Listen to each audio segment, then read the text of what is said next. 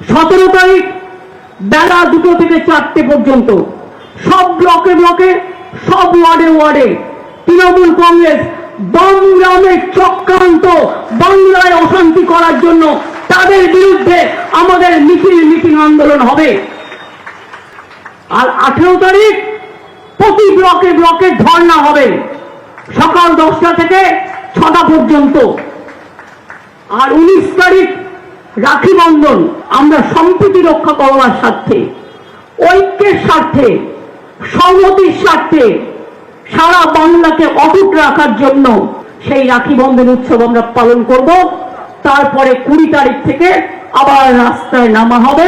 তৃণমূল কংগ্রেস রাস্তায় থাকবে এবং প্রোগ্রাম করবে, দোষীর শাস্তি চাইবে। এবং বিশেষ করে রবিবারের পর হয়ে যাচ্ছে 19 তারিখ। সুতরাং ফাঁসির দাবিতে তৃণমূল কংগ্রেস প্রতি ব্লকে ব্লকে দোষীদের ফাঁসি দেওয়ার জন্য প্রতি ব্লকে ব্লকে কেউ ধর্ণা করবেন, কেউ মিছিল করবেন, কেউ মিটিং করবেন, কিন্তু প্রতিবাদ করবেন।